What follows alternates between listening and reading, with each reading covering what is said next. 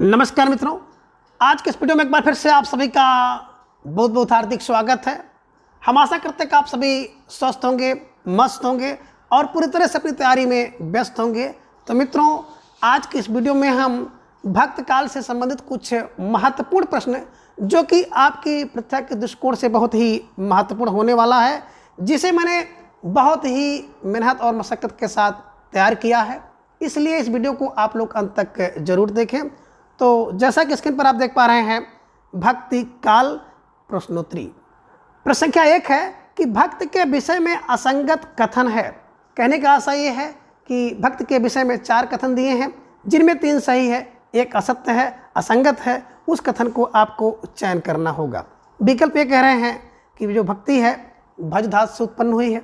विकल्प बी, भक्त का उल्लेख सर्वप्रथम श्वेतास्वर उपनिषद में मिलता है।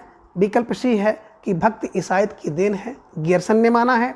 और विकल्प डी है, भक्ति इस्लामी आक्रमण का परिणाम है, हजारी प्रसाद द्विवेदी जी का कथन है या हजारी प्रसाद द्विवेदी जी ने माना है। तो इन 4 विकल्पों में से कौन सा विकल्प असंगत है, आपको जवाब देना है। आपके जवाब की प्रतीक्षा, बिल्कुल आपको 2 से 3 सेकंड मिल रहे हैं। आपने निश्चित रूप से पढ़ लिया होगा। सही उत्तर आप लोग दीजिए। बिल्कुल आप सभी का उत्तर आ रहा है कि सर प्रश्न संख्या 1 का विकल्प डी इज राइट आंसर है ना। डी असंगत है। भक्त इस्लामी आक्रमण का परिणाम है, इसे हजारी प्रसाद द्विवेदी ने नहीं कहा है बल्कि राम ने कहा है। तो ध्यान में रखिएगा, जब इस्लाम आएगा तो राम आएंगे। इस्लाम के विरोध में राम, इस्लाम के विरोध में राम, यानी कि जैसे आप देखिएगा कि भक्त इस्लामी आक्रमण की देन है तो आप रामचंद्र शुक्ल को लगाइएगा। भक्त ईसाईयत की देन है तो ईसाई गियर्सन, ईसाईयत गियर्सन दिमाग में रखिएगा। ईसाई गियर्सन, ईसाई गियर्सन, देन सन, देन सन, देन ना यहाँ पे वहाँ पे सन है, इसे मिलाइएगा। और भक्ति काल का बात करें, भक्ति का उल्लेख सर्वप्रथम श्वेतास्वर उपनिषद में मिलता है और भज धातु से जो है भक्ति उत्पन्न हुई है। ये सब बिल्कुल आपके लिए सही है। तो इस प्रश्न के माध्यम से आप 3 से 4 प्रश्नों को आप सही बना सकते हैं, ठीक है ना। इसलिए इस प्रश्न को आपके प्रश्नोत्तरी में शामिल किया गया है। प्रश्न संख्या 2 है कि भक्ति आंदोलन एक जाति और जनवादी आंदोलन है, किसका कथन है। विकल्प ए कह रहे हैं मुक्तिबोध का कथन है। विकल्प बी रामविलास शर्मा का कथन है। विकल्प सी राम कुमार वर्मा और विकल्प डी डॉक्टर बच्चन सिंह का। उत्तर आपको देना है कि भक्ति आंदोलन एक जाति और जनवादी आंदोलन है। सोच समझ कर इसका उत्तर दीजिए, किसका कथन है। तो बिल्कुल आप सभी का उत्तर भी आना शुरू हो गया कि सर प्रश्न संख्या 2 का विकल्प B Ramvilas Sharma is right answer. देखिए, जाति और जनजाति क्या करती है, जाति और जनजाति सब क्या हैं, सब विलास करते हैं। किसके लिए? आंदोलन के लिए। बस ऐसे दिमाग में बैठा लीजिएगा, जाति जनजाति जहाँ पे आ जाए बस विलास करते हैं। विलास फॉर रामविलास शर्मा जी का कथन है, ठीक है। चलिए अगला प्रश्न, आचार्य रामचंद्र शुक्ल ने भक्त की उत्पत्ति स्वीकार किया है। प्रश्न संख्या 3, आचार्य रामचंद्र शुक्ल के अनुसार या आचार्य रामचंद्र शुक्ल ने भक्त की उत्पत्ति स्वीकार किया है। विकल्प ए पूर्वी भारत से, विकल्प बी पश्चिमी भारत से, विकल्प सी उत्तरी भारत या फिर विकल्प डी दक्षिणी भारत। सही जवाब आप लोग दीजिए। 2 सेकंड का समय आपके पास है। बहुत बेहतरीन प्रश्न है, आसान सा प्रश्न है, प्यारा सा प्रश्न है, लेकिन परीक्षा में आपको मात देने के लिए काफ़ी है। बिल्कुल सही जवाब आप सबका आ रहा है कि सर प्रश्न संख्या 3 का विकल्प डी दक्षिणी भारत से इज राइट आंसर है ना। आचार्य रामचंद्र शुक्ल जी ने भक्ति की जो उत्पत्ति मानी है कि दक्षिण भारत से हुई है, इसे ध्यान में आप रखिएगा। बिल्कुल स्टार लगा लीजिएगा। हलवा सा प्रश्न है, लेकिन कॉन्सेप्ट आपको पता होना चाहिए, ठीक है। चलिए प्रश्न संख्या 4, बिजली की चमक के समान अचानक समस्त पुराने धार्मिक मतों के अंधकार के ऊपर एक नई बात दिखाई दी, है ना। यह कथन किसका है? जैसे बिजली चमकती है ना अचानक, उसी तरह से धार्मिक मत जो है आए और अंधकार के ऊपर छा गए। ऐसी कुछ बातें किसने कही है? विकल्प ये कह रहे हैं कि गियर्सन ने कहा, विकल्प बी हजारी प्रसाद द्विवेदी ने, विकल्प सी डॉक्टर बच्चन या फिर विकल्प डी रामचंद्र शुक्ल ने। सही जवाब आप लोग दीजिए, सोच समझ कर दीजिए कि बिजली की चमक ऐसी बात करने वाले, ऐसा कथन देने वाले कौन हो सकते हैं। बिल्कुल आप सबका उत्तर आ रहा है कि सर बिजली की चमक के समान अचानक, विकल्प ये गियर्सन इज राइट आंसर है ना। तो गियर्सन को ध्यान में रखिएगा। बिजली की चमक के समान अचानक क्या हो गया? बोले गियर्सन हो गया, एक सन आ गया। सन देखे होंगे ना तमाम, इसको क्लू बना लीजिएगा। कभी कभी क्या होता है, किसी के वंश में, किसी के परिवार में बिल्कुल काफ़ी कई पीढ़ियों तक कोई सन नहीं होता है और बिजली के समान कोई सन उत्पन्न हो गया, तो कैसा सन? गियर्सन। गियर्सन ध्यान में रखिएगा, ठीक। ठीक है ना, सन फॉर गियर्सन, है ना, इसको आप सही करने का प्रयास करिएगा और आज ही नहीं हमेशा के लिए दिमाग में बैठाइए। इसीलिए इस ट्रिक की सहायता से आपको याद करने का प्रयास किया जा रहा है। आपकी तैयारी में बिल्कुल किस तरह से मैं काम आ सकूं, मेरे द्वारा निरंतर प्रयास किया जा रहा है। बिल्कुल एक तरफ आप देख रहे हैं कि टॉपिक वाइज प्रश्नोत्तरी और एक तरफ हर रविवार को आप सभी के लिए आपके पाठ्यक्रम टीजीटी पीजीटी संबंधित 125 प्रश्नों की श्रृंखला बिल्कुल मैंने जारी कर दी है। आपकी जो आपका रविवार है उस रविवार को मैं आप सबसे निवेदन करूंगा कि भारी से भारी संख्या में आप लोग जुड़िए, अपनी तैयारी को जांचिए, परखिए और बेहतरीन करिए। ठीक है ना। प्रश्न संख्या 5 आपका इंतजार कर रहा है कि लेकिन जोर देकर कहना चाहता हूं कि अगर इस्लाम नहीं आया होता तो भी इस साहित्य का 12 आना वैसा ही होता जैसा आज है। कथन किसका है? वेरी वेरी मोस्ट इंपॉर्टेंट कथन, ये 20 बार परीक्षा में आया है और इस प्रश्न की तो बात ही निराली है ना। इसलिए मैं भी जोर देकर कह रहा हूँ, मैं भी जोर देकर कहना चाहता हूँ कि ये प्रश्न बिल्कुल आपको याद होना चाहिए और आज की इस क्लास में ही याद होना चाहिए। उत्तर दीजिए, फिर मैं आपको रटाता हूँ। विकल्प ये कहते हैं रामचंद्र शुक्ल का, विकल्प बी राम कुमार वर्मा का, विकल्प सी हजारी प्रसाद द्विवेदी का या फिर विकल्प डी गियर्सन का। सही जवाब आपका बिल्कुल आ गया कि सर प्रश्न संख्या 5 का उत्तर है विकल्प सी Hazari Prasad Dwivedi is right answer. देखिए जब कोई बात होती है ना तो कहते हैं कि मैं जोर देकर नहीं कहता हूँ, मैं जोर देकर एक बार नहीं बल्कि 1000 बार कहता हूँ, मैं जोर देकर कहता हूँ, एक बार नहीं 1000 बार कहता हूँ। ऐसा कथन हजारी प्रसाद द्विवेदी का है और मैं आपसे भी जोर देकर एक बार नहीं मैं 1000 बार कहता हूँ कि मित्रों अगर आप विश्वास के साथ मेरे साथ जुड़ते हैं तो निश्चित रूप से आपके विश्वास को मैं बिल्कुल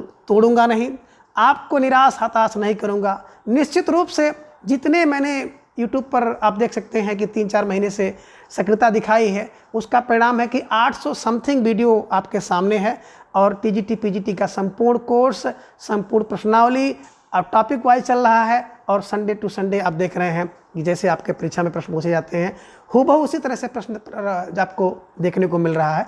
तो इसलिए मैं जोर देकर एक बार नहीं 1000 बार कह रहा हूँ, 1000 for Hazari Prasad Dwivedi is right answer. ठीक है, इसे दिमाग में बैठाइए और इसी क्लू से आप इसको याद करना है। प्रश्न संख्या 6 भक्तिकाल को हिंदी साहित्य का स्वर्ण युग किसने कहा है? देखिए भक्तिकाल स्वर्ण युग है हिंदी साहित्य का, कथन कौन कह सकता है? विकल्प ए गियर्सन, विकल्प बी डॉक्टर नागेंद्र, विकल्प सी रामचंद्र शुक्ल या फिर विकल्प डी हजारी प्रसाद द्विवेदी। ठीक है ना, सही जवाब आप लोग दीजिए। 2 सेकंड का इंतजार हम करेंगे, इसके बाद आपका उत्तर देखेंगे। बिल्कुल आप सभी का सही उत्तर आ रहा है कि हिंदी साहित्य है ना, यानी कि भक्तिकाल जो है हिंदी साहित्य का स्वर्ण युग है। कथन किसका है?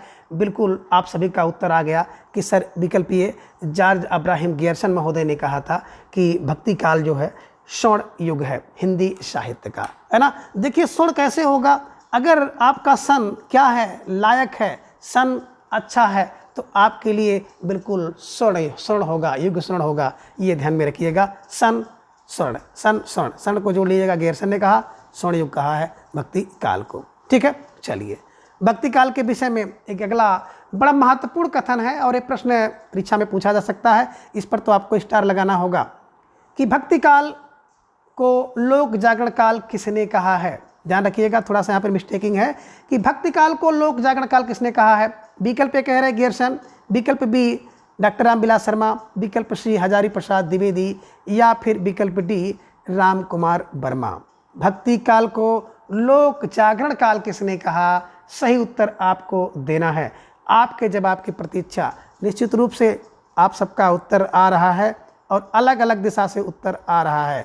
देखिए इसे दिमाग में रखिएगा कि भक्ति काल को लोक जागरण काल, भक्ति काल लोक जागरण काल, तो बिल्कुल ये कौन कह सकता है? प्रश्न संख्या 7 का विकल्प बी, कौन? डॉक्टर रामविलास शर्मा। देखिए भक्ति काल में क्या होता था?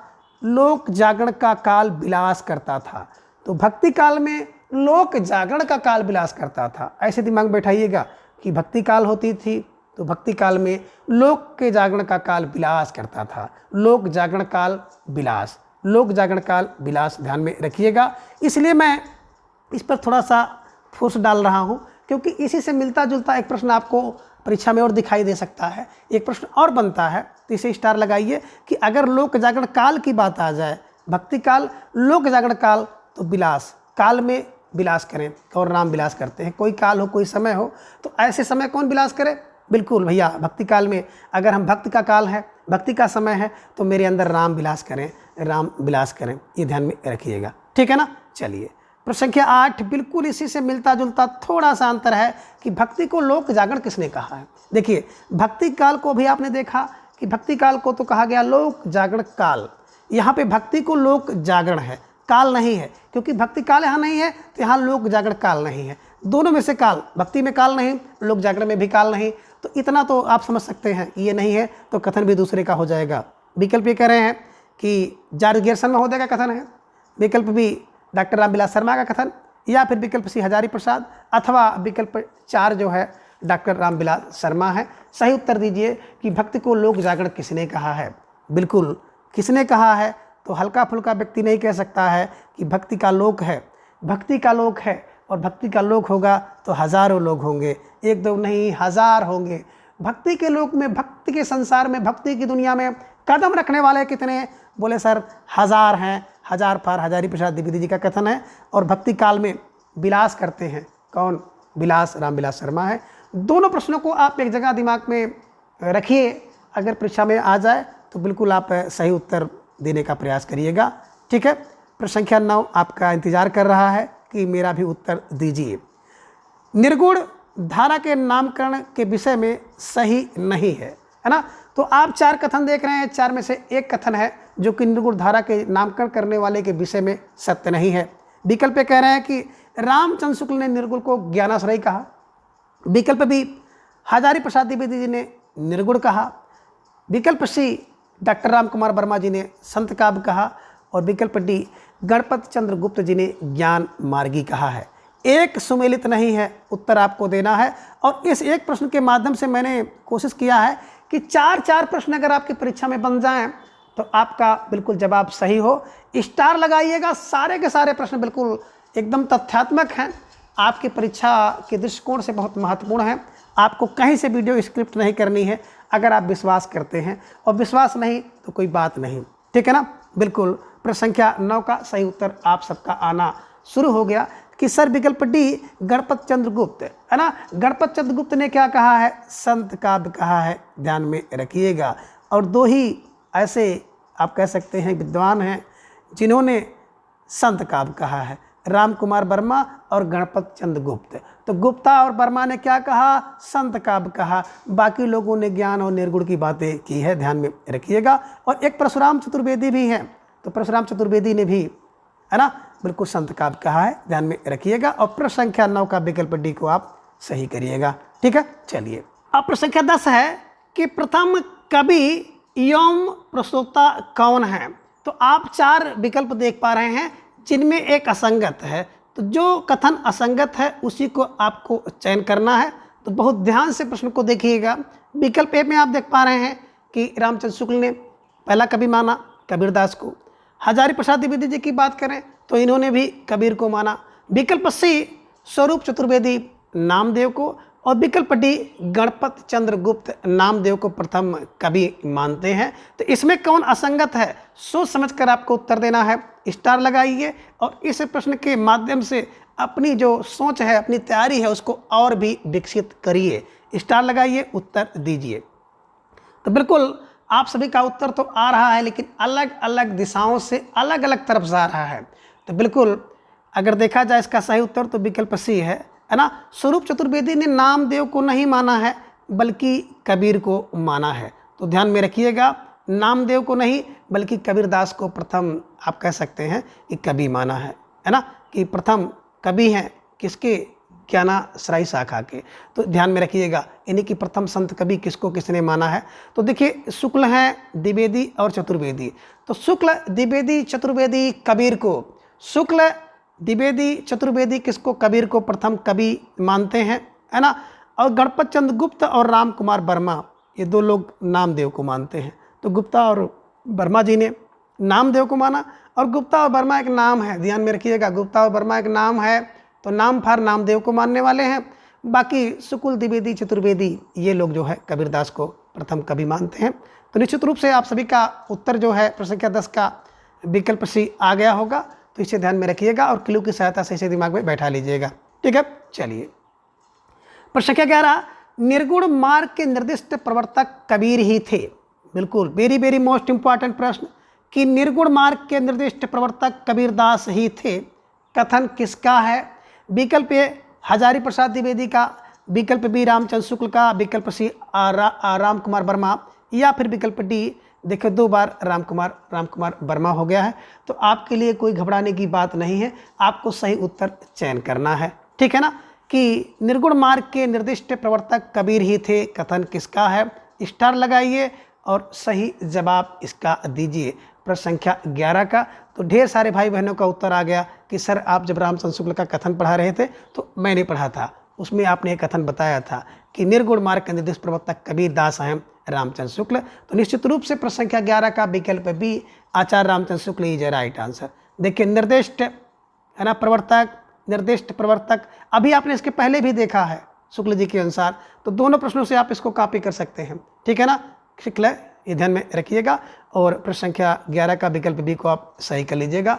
मित्रों किसी भी प्रश्न को आपको बहुत हल्के में नहीं लेना है, क्योंकि परीक्षा में कहीं से भी कुछ भी और किसी तरह से भी प्रश्न पूछा जा सकता है।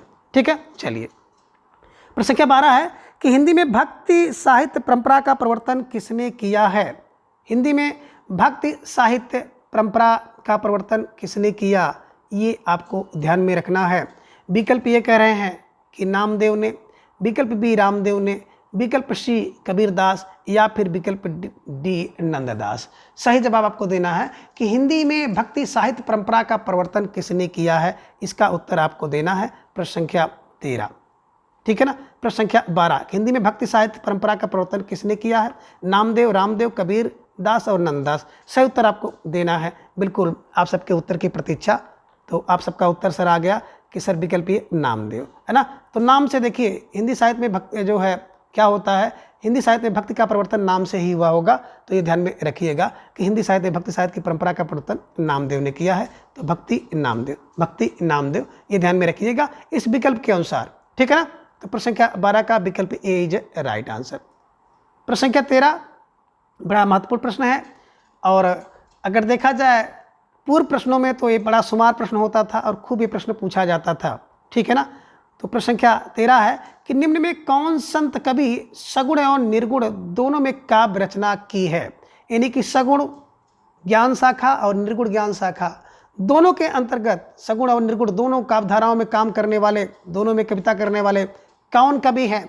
विकल्प ए कह रहे हैं कबीरदास, विकल्प बी सूरदास, विकल्प सी नामदेव, या फिर विकल्प डी देवनाथ है। सही उत्तर आपको देना है प्रश्न संख्या 13 का। और बिल्कुल आप सबका उत्तर बड़ी तेजी के साथ आया कि सर प्रश्न संख्या 13 का विकल्प सी नामदेव इज राइट आंसर है ना। नामदेव संत कवि और बिल्कुल आप कह सकते हैं संत कवि हैं, ऐसे संत कवि हैं जो सगुण और निर्गुण दोनों शाखाओं में काव्य रचना किए हैं। ठीक है ना, तो बिल्कुल नाम से आपको सगुण या निर्गुण दोनों में काम करना होगा तो नाम तो चाहिए भाई, एक नाम दीजिए, नामदेव फॉर नामदेव। ठीक है, चलिए प्रश्न संख्या 14 प्रमुख संत कवियों का कालक्रम सही है ना, कि आपको 4 विकल्प दिखाई दे रहे हैं, तो किसमें जो प्रमुख है संत कवि हैं इनका क्रम सही है? चरम क्रम के अनुसार इसको सुमेलित करना है। विकल्प ये कह रहे हैं कि सबसे पहले कबीरदास, फिर रायदास, फिर हरिदास, फिर जम्बदास है ना। विकल्प बी में कह रहे हैं पहले रायदास, फिर कबीरदास, फिर जम्बदास, फिर हरिदास। फिर विकल्प सी में फिर कह रहे हैं कबीरदास, हरिदास, रायदास, जम्बदास, और विकल्प डी में रायदास, कबीरदास, जम्बदास, हरिदास है ना। सही उत्तर आपको देना है, सोच समझ कर दीजिएगा। इसके लिए मैं 3 सेकंड आपको दे रहा हूं कि आराम से आप इसको मिला लीजिए कि सही उत्तर कौन सा हो सकता है। प्रश्न संख्या 14 का बिल्कुल आप सबको उत्तर देना है। तो अगर आप ध्यान से देखेंगे तो प्रश्न संख्या 14 का विकल्प डी सही होगा। सबसे पहले रायदास का जन्म होता है 1398 में, 1498 में कबीरदास आते हैं, इसके बाद जम्बदास आते हैं और बाद में आते हैं हरिदास, इन्हीं की ध्यान में रखिएगा। तो प्रश्न संख्या 14 का विकल्प डी इज राइट आंसर। ठीक है ना। अगर 2 कवियों का आगे से या पीछे से आपको जन्म काल पता हो जाए तो आप चारों को लगा सकते हैं, ये ध्यान में रखिएगा। 2 पता है तो 2 आगे पीछे कर लेंगे तो निश्चित रूप से सेट हो जाएगा। ठीक है, चलिए और प्रश्न संख्या 14 का विकल्प डी को आप सही करिएगा। प्रश्न संख्या 15 है कि कवियों का सही क्रम, फिर देखिए कवियों का सही क्रम इन्हीं की जन्म के अनुसार क्या क्रम होगा? विकल्प ये कह रहे हैं कि सबसे पहले कबीर आए, कबीर के बाद सिंगा, फिर लाल दास और फिर दादू दयाल। विकल्प बी में कह रहे हैं पहले सिंगा, फिर गुरु नानक, फिर लाल दास और फिर दादू दयाल। विकल्प सी में कह रहे हैं कि दादू दयाल, गुरु नानक, लाल दास और सिंगा हैं। फिर विकल्प डी लाल दास, गुरु नानक, दादू दयाल और सिंगा है। तो आपको ध्यान में रखना है कि प्रश्न संख्या 15 का सही विकल्प क्या होगा, स्टार लगाइए। इस तरह के प्रश्न आपकी परीक्षा में आते हैं और सबसे बड़ी समस्या आप सबके लिए यही प्रश्न करते हैं, खास तौर से अगर उनका जन्म काल मिलाना होता है। तो निश्चित रूप से आप सबका उत्तर आ रहा है कि प्रश्न संख्या 15 का विकल्प ये सबसे पहले गुरु नानक। अब गुरु आएंगे तो सिंग करेंगे, सिंग कोई सिंग करेंगे, गाना गाएंगे, और गाना गाएंगे तो बिल्कुल लाल और दादू, लाल दादू, लाल दास आएंगे, फिर दादू दयाल आ जाएंगे। तो ये ध्यान में रखिएगा और प्रश्न संख्या 15 का विकल्प ये को सही करिएगा कि गुरु ने सिंग किया तो लाल दास आ गए, और लाल दास जब भागे आए तो दादू भी पीछे पीछे चले आए, लाल दास जब आए तो दादू भी पीछे पीछे चले आए। ऐसे क्लू बना लीजिएगा, याद करने का प्रयास करिएगा। और अगर आपको ट्रिक से पढ़ना है तो चैनल की प्लेलिस्ट पे चले जाइएगा, टीजीटी या पीजीटी हिंदी की प्लेलिस्ट को ओपन कर लीजिएगा।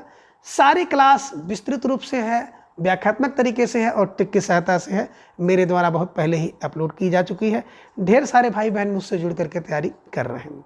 ठीक है, प्रश्न संख्या 16 है कि कालक्रम के अनुसार सही है। फिर देखिए थोड़ा सा उसी टाइप का प्रश्न है कि कौन एक कालक्रम के अनुसार सही है। तो 4 विकल्प आप देखेंगे जिनमें एक सही होगा। विकल्प ये कह रहे हैं कबीर दास, कबीर के बाद गुरु नानक, फिर मलूक दास और फिर दादू दयाल। विकल्प बी में कह रहे हैं कबीर दास, मलूक दास, गुरु नानक और दादू दयाल, फिर कबीर दास, गुरु नानक, दादू दयाल, मलूक दास, दादू दयाल, गुरु नानक और कबीर दास। आपको सही कालक्रम लगाना है प्रश्न संख्या 16 का सॉरी मित्रों, उत्तर आपको देना है। बिल्कुल आप सोच समझ कर उत्तर दीजिएगा और प्रश्न को स्टार लगा लीजिएगा। निश्चित रूप से ढेर सारे भाई बहन का उत्तर आ रहा है कि सर विकल्प सी 1398 की बात करें तो कबीरदास का जन्म हुआ। गुरु नानक की बात करते हैं तो गुरु नानक जी का 1496 में जन्म हुआ है। दादू दयाल तो 1544 में, और मलूक दास को तो आप जान ही रहे हैं कि 1590 में, है ना। तो ध्यान में रखिएगा 13 कबीर 98 का है, दादू है ना, गुरु नानक गुरु तो भैया है ना 1469 में, ध्यान में रखिएगा, और दादू 1544 है ना, और मलूक 1590। तो ये ध्यान में रखेंगे और प्रश्न संख्या 16 का विकल्प सी को आप सही करेंगे। ठीक है, चलिए प्रश्न संख्या 17 है कि हिंदी भक्ति काव्य के प्रथम क्रांतिकारी पुरस्कर्ता कबीर हैं, है ना। हिंदी भक्ति काव्य के प्रथम क्रांतिकारी पुरस्कर्ता कबीर हैं, यह कथन किसका है? विकल्प ए हजारी प्रसाद द्विवेदी, विकल्प बी रामचंद्र शुक्ल, विकल्प सी नागेंद्र बच्चन सिंह या फिर विकल्प डी डॉक्टर नागेंद्र। सही उत्तर आपको देना है प्रश्न संख्या 17 का कि हिंदी भक्ति काव्य के प्रथम क्रांतिकारी पुरस्कर्ता कबीर हैं, यह कथन किसका है ना। हजारी प्रसाद द्विवेदी, रामचंद्र शुक्ल, डॉक्टर बच्चन सिंह या फिर डॉक्टर नागेंद्र जी। सही उत्तर आपको देना है प्रश्न संख्या 17 का। तो बिल्कुल आप सबको उत्तर दीजिएगा कि क्रांतिकारी पुरस्कर्ता कौन है, सही उत्तर आपको देना है। तो निश्चित रूप से आप सभी का उत्तर आ गया है ना कि हिंदी भक्ति के प्रथम क्रांतिकारी पुरस्कर्ता जो हैं वो बिल्कुल डॉक्टर बच्चन सिंह हैं, है ना। तो बच्चे देखे होंगे क्रांतिकारी हो जाते हैं, ध्यान में रखिएगा और इसे सही करने का प्रयास करिएगा। ठीक है, चलिए प्रश्न संख्या 18, कबीर की बानी का संग्रह किसने किया है? अब कबीर की बानी का संग्रह कौन कर सकते हैं? विकल्प ए कह रहे धर्मदास, विकल्प बी सुंदरदास, विकल्प सी बीजक या फिर विकल्प डी रामदास। सही उत्तर आपको देना है कि कबीर की बानी का संग्रह किसने किया, प्रश्न संख्या 18।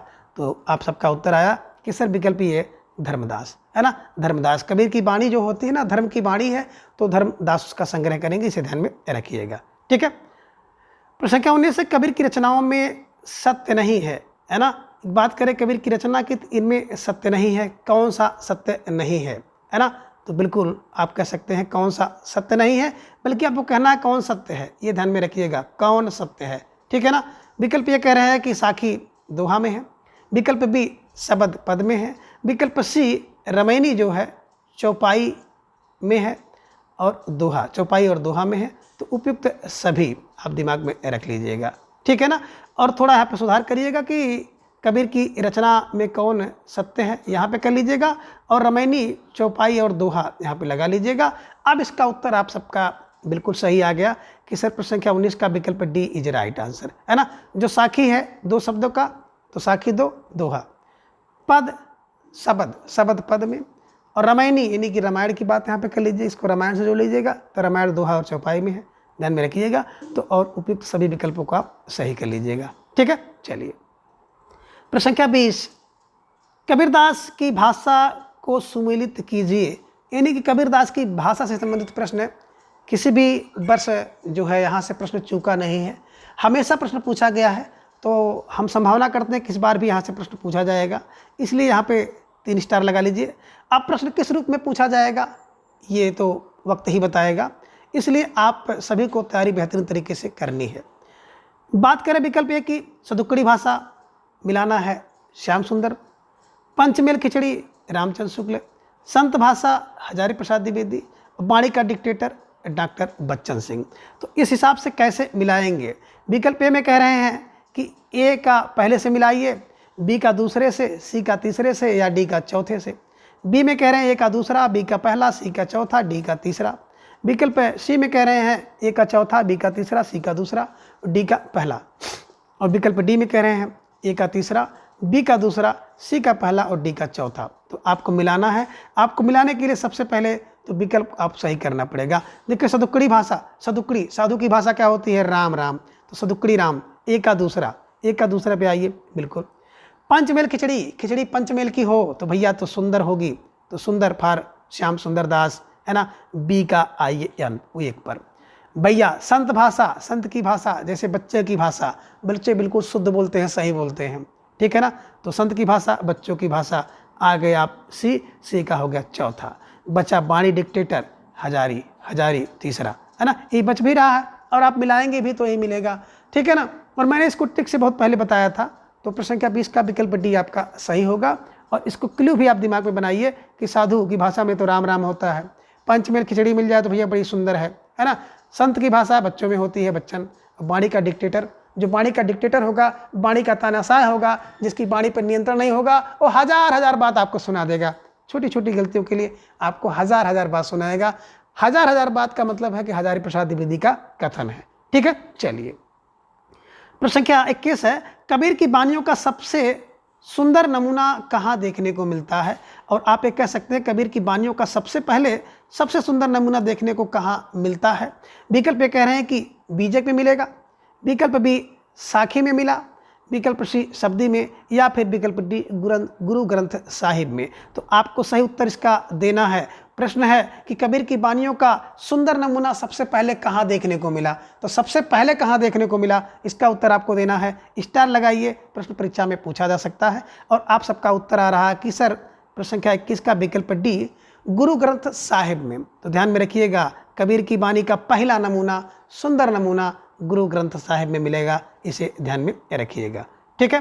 प्रश्न संख्या 22 बड़ा महत्वपूर्ण प्रश्न है कि इसमें कोई संदेह नहीं कि कबीर ने ठीक मौके पर जनता के उस बड़े भाग को संभाला जो नाथपंथियों के प्रभाव से शुष्क पड़ता जा रहा था। ये कथन किसका है ना, वेरी मोस्ट इंपॉर्टेंट प्रश्न है। और आचार्य रामचंद्र शुक्ल जी का कथन इस समय आप पढ़ रहे हैं, तो उसमें आपने अगर ध्यान दिया होगा तो निश्चित रूप से आपका उत्तर बन जाएगा। और मैंने हिंट भी कर दिया, ठीक है ना, कि इसमें कोई संदेह नहीं कि कबीर ने ठीक मौके पर जनता के उस बड़े भाग को संभाला जो नाथपंथियों के प्रभाव से शुष्क पड़ता जा रहा था। कथन किसका है, विकल्प ए बच्चन सिंह, विकल्प बी राम कुमार वर्मा, विकल्प सी रामचंद्र शुक्ल, या फिर विकल्प डी हजारी प्रसाद द्विवेदी। सही उत्तर आपको देना है। और देना क्या, आपने उत्तर दे दिया कि सर विकल्प सी Ramchandra Shukla is right answer, ठीक है ना। तो बिल्कुल संदेह किसमें नहीं करना चाहिए, बोले भैया अगर राम मिल जाए तो राम में संदेह आपको नहीं करना चाहिए। संदेह नहीं करना है किसमें, राम में, राम फॉर रामचंद्र शुक्ल, इसे ध्यान में रखिएगा। जहाँ संदेह है ना तो वहाँ राम नहीं होंगे, और जहाँ संदेह नहीं है तो वहाँ राम है, ठीक है ना। तो प्रश्न संख्या 22 का विकल्प सी Ramchandra Shukla is right answer. अगला प्रश्न है कबीरदास की मृत्यु के संबंध में है कि कबीरदास की मृत्यु कहाँ हुई थी। बहुत महत्वपूर्ण प्रश्न है, छोटा सा प्रश्न है, लेकिन घाव करे गंभीर वाली बात आ सकती है। विकल्प ये कह रहे हैं कि मसहर में हुआ, विकल्प बी काशी में, विकल्प सी लहरतारा नामक तालाब में डूबकर हुआ, या फिर विकल्प डी मगहर में हुआ। सही उत्तर आपको देना है। और आप लोग कह रहे हैं सर ये कौन सा प्रश्न आपने डाल दिया, ये तो बहुत आसान सा प्रश्न है। हाँ मित्रों, बहुत आसान सा प्रश्न है, लेकिन कभी कभी आसान से प्रश्न को आप जल्दी से मसहर और मगहर ध्यान से नहीं पढ़ते हैं, विकल्प आपका मसहर पे चला जाता है ना। तो ये ध्यान में रखिएगा। आप मृत्यु नहीं देखते हैं, जन्म काशी में लगा देते हैं, है ना। तो ये ध्यान में रखिएगा कि काशी में लहरतारा नामक तालाब था, उसी तालाब के पास नीरू और नीमा नामक मुस्लिम दंपति कबीरदास जी को पाते हैं, ठीक है ना। ऐसे कुछ आप लोगों ने इनके बारे में जो जीवनी है जाना है। तो मृत्यु की बात करते हैं तो ऐसा लोगों का विश्वास था कि बिल्कुल मगहर में मरने से नरक होता है। तो एक काशी में जन्म हुआ, काशी में रह रहे थे, लेकिन मरने के समय मगहर चले गए थे। तो ध्यान में रखिएगा। और प्रश्न संख्या 23 का विकल्प D Maghar is right answer, है ना। कबीरदास की मृत्यु मगहर में हुई थी, ध्यान में रखिएगा। प्रश्न संख्या 24 है, कबीरदास के विषय में असंगत कथन है। तो एक कथन जो है असंगत है। विकल्प ए कह रहे हैं कि कबीरदास की पत्नी लोई थी। विकल्प बी पुत्र कमाल पुत्री जो है कमाली, पुत्री कमाली पुत्र कमाल। विकल्प सी माता नीरू और पिता नीमा थे। विकल्प डी कह रहे हैं गुरु रामदास थे। तो बिल्कुल आपको सही उत्तर मिल गया होगा कि सर विकल्प डी असंगत है ना। रामदास नहीं गुरु थे, गुरु इनके रामानंद थे। तो प्रश्न संख्या 24 का विकल्प डी आप सबका सही उत्तर आ रहा है। और प्रश्न संख्या 25 है कि सिख संप्रदाय के मूल प्रवर्तक कौन है। इसका उत्तर सभी का आना चाहिए और सही उत्तर आना चाहिए कि सिख संप्रदाय के मूल प्रवर्तक कौन हैं। विकल्प ए गुरु गोविंद सिंह, विकल्प बी गुरु नानक, विकल्प सी गुरुदेव गुरु अर्जुन देव और विकल्प डी है गरीबदास। तो इसका उत्तर आपको कमेंट बॉक्स में भी देना है। आसान सा प्रश्न है बिल्कुल, प्रश्न संख्या 25। और आप सबका उत्तर सर आ गया कि सिख संप्रदाय के जो मूल प्रवर्तक हैं, विकल्प B Guru Nanak is right answer, है ना। तो देखिए जो सिख संप्रदाय के प्रवर्तक हैं वो गुरु हैं। गुरु कौन? गुरु नानक, गुरु नानक। इसे ध्यान में रखिएगा और इस प्रश्न को हमेशा के लिए अपने दिमाग में बैठा लीजिएगा। तो मित्रों, आज के इस वीडियो में बस इतना। अगले वीडियो में हम इसके अगले भाग को जानेंगे। और वीडियो देखने के बाद आपको कैसा लगा, प्लीज़ अपनी राय कमेंट बॉक्स में आप ज़रूर दर्ज करें। और चैनल पे अगर नए हैं तो चैनल को सब्सक्राइब करके आप हमारे साथ जुड़ जाएं और अपनी तैयारी को बूस्ट करें। तो धन्यवाद, नमस्कार, बाय।